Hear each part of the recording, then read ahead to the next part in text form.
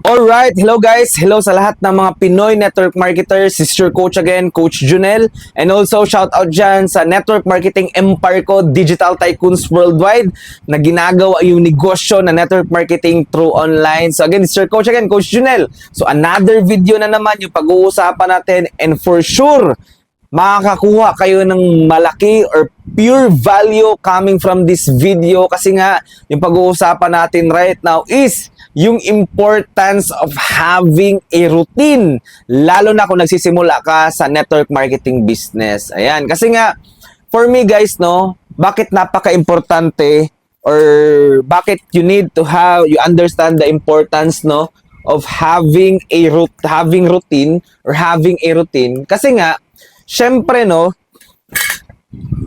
sa buhay natin, mahirap kung wala kang routine.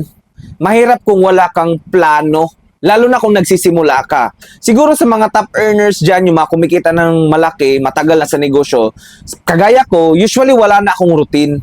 Pero ang mangyayari kasi nun, even na wala na akong routine, ang nangyayari is habit ko na. Nagets? Na-habit ko na yung negosyo na ginagawa natin. Alam ko na alam na ng katawan ko usually kung ano ba yung dapat kung gawin every single day para maging successful. So mga key points na lang na dapat ito lang yung kailangan ko makatapos, maganyan. Pero pag nagsisimula ka kasi sa network marketing, hindi pwede na wala kang routine. Hindi pwede na bara-bara lang, sabog ka lang. Kasi nga kung wala kang schedule, wala kang routine, pag nagsisimula ka, for sure hindi ka productive dyan. Nagets? Walang production. Hindi ka productive every single day. Siguro yung iba ayaw ng routine, pero for me, kung gusto mo mag-guarantee yung success mo dito, importante na may tinatawag kang routine or may schedule ka ba. Kasi nga, lalo na kung part-time. Naku, pag part-time talaga, kailangan yung oras mo talaga, dahil limited nga lang yung oras mo, dapat alam mo kung kailan ka na time, kailan mo i-insert yung negosyo na ginagawa natin dito sa network marketing. Dapat talaga yung negosyo mo sa network marketing right now, online na talaga. Mahirap na kung offline. Paano, mapa-flyers ka pa? Wala namang mali doon. Mag-house to house ka pa, mag-home party ka pa. Walang mali doon.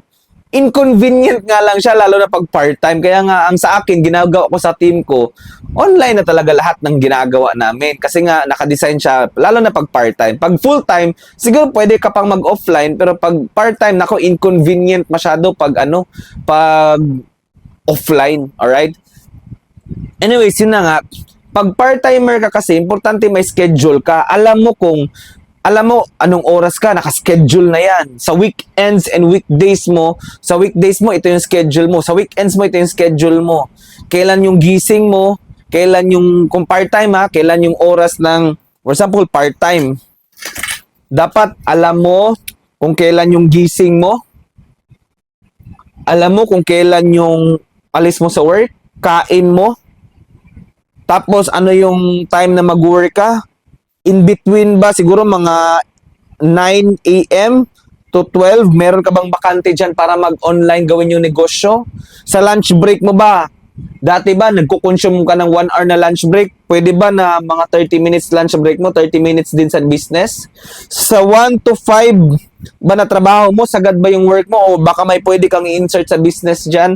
On the way sa work mo, ano yung pwede mong gawin sa online kung hindi ka nahihilo habang nagbabiyahe?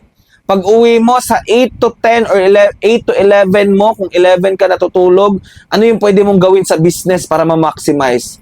Kasi nga, ang sa akin, alam ko busy. Busy yung mga empleyado talaga. But hindi naman, doesn't mean na busy ka o sagad na talaga. 'Di ba? For me, may mga 1 to 3 hours yan to build your business. 2 to 3 hours para i-build yung negosyo. Palakihin yung network mo. 'Di ba? Full time, 'di ba? Salary. Okay lang 'yan. Huwag ka mag-resign din kaagad kung part-timer ka. Lalo na kung may family ka. Kung binata ka pa, go full out. Take risk kung bata ka pa, wala ka pang family na sarili mo. 18, 19, 20 years old ka, go take risk. Full time mo gawin to. Huwag ka muna mag-work. Kung pwede. Pero kung wala kang ibang source of income, okay lang, part-time work, tapos ganito pa din, part-time negosyo. Nagets? Ako ito suggestion ko.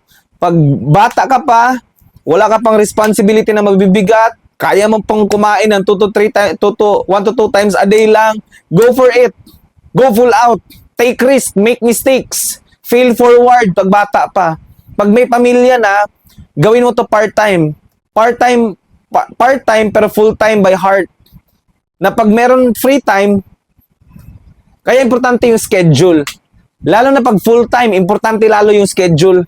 Kasi may mga nangyari parang ganito full-time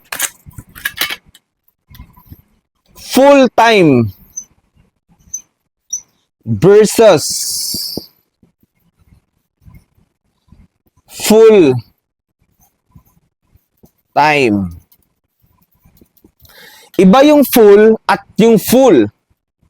Yung iba kasi full, wala lang. Nilalaro lang yung negosyo. Nagets? Kasi nga, time freedom. Di ba? Be your own boss. Pag network marketing ka, walang boss.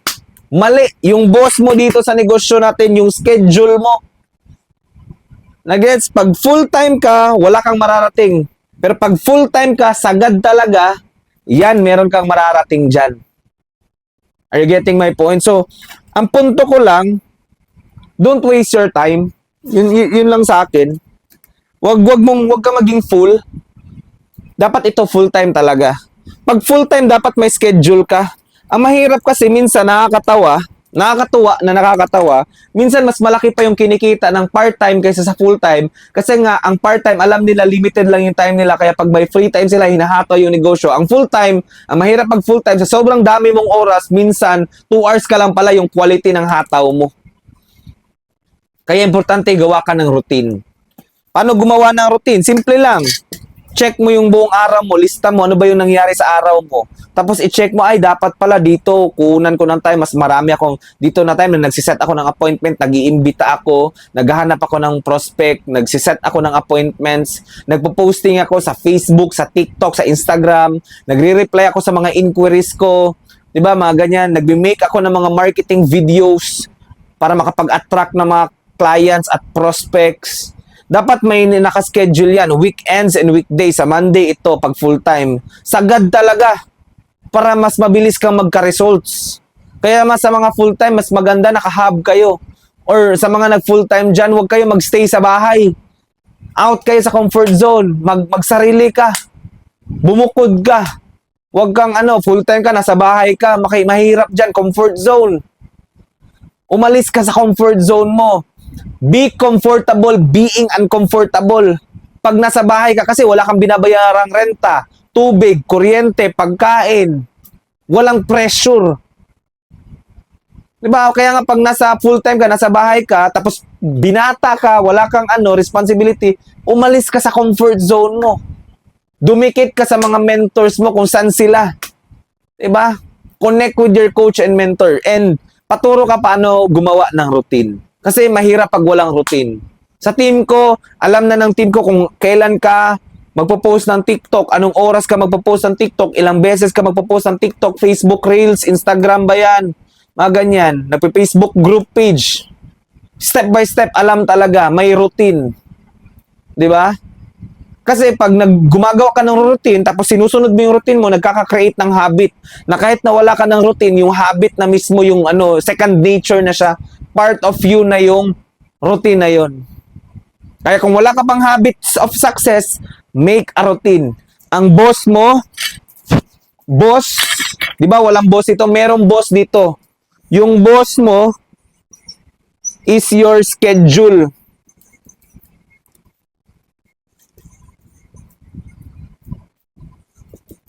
Ang boss mo dito guys is your schedule. Wala kang schedule, wala kang boss, wala kang resulta. Nagigets? So, ayun lang yung topic ko ngayon.